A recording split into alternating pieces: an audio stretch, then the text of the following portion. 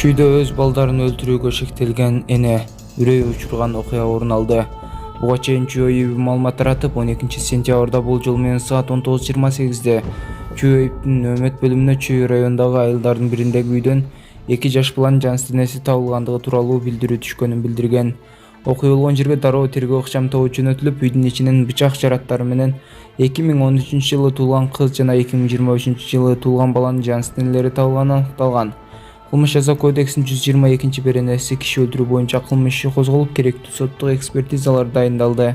Каза болгон балдардын энеси кылмышка шектүү катары кармалып, убактылуу кармоо жайына киргизилген. Эмгек министрлиги маалымат берип, үй бүлөнүн 3 баласы атасынын жанында жана туугандардын колунда экенин билдирди. Бул үй бүлөдө дагы 3 бала бар. Учурда алар атасы менен чогуу, балдарды багууда жана тарбиялоодо атасынын эжеси да колдоо көрсөтөт. Министрликтин райондук башкармалыгынын кызматкерлери тергөө органдары менен биргеликте дароо окуя болгон жерге чыгып, балдардын коопсуздугун камсыздап зарыл камкордук чараларын көрүштү. Белгилей кетсек, буга чейин бул үй бүлө оор жашоо кырдаалында турган үй бүлө катары каттоо калынган эмес деп айтылат маалыматта. Мен Кыргыз Республиканын революционный комитетинин баш комиссары Манас Акматов. Азыр стройкада иштейм. Биз Кыргызстандын келечеги үчүн күрөшкөн адамдардын бирибиз. Зерносклад билесиңби? Зерноскладда митче, көгүчкөн, чымчык бардык нерсе бар. Барып, элдин эккен будайын талап жейт турабы? Аны да карап куалайт. Турабы? Кыргыз Республикасынын ак үйдө отургандар кодошок таранчылар. Азыркы силер чөгөлөп туруп биздин кулунубуз деп шайлаган депутаттарыңар барго, барып базаркомдор силердин үстүңөргө силерге жугундуну чачып туруп сатып алган. Силер ошо жугундудан качан жугундуга тоёсуңар, кыргыз эл оңолот. Атак оңолбойсуңар. Мен кыргызмын.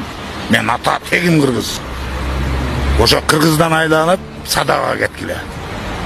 Качан жугундудан арыласыңар, кыргыз боюнча бири-бирин сыйлап, кимди ким ар биринин ордуна койгондон Кыргызстан оңолот. Агаден оңолбойт. Базаркомдорду алып келесиңер. Анан биздин кулун, ал кулун эмес. Ал токумун жеп, кашаң. Алды кайдасаң артка качкан аттан. Кашеки.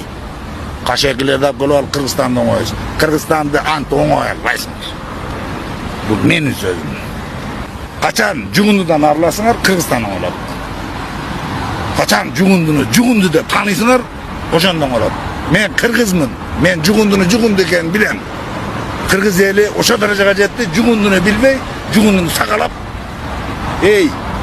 Кыргызстанда денесин саткан кыздарды намыстанып коюшат. Алар өзүнүн баасын билип, бир түнгө 1000 сомго сатып атты. 5 жыл 6 жылга 500 сом менен 1000 сомго сатып атпайсыңар. Ал менен ошон үчүн ардаңгыла.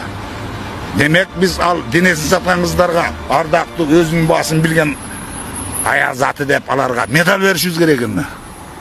Башка сөз, сүйлөй турган сөз жок.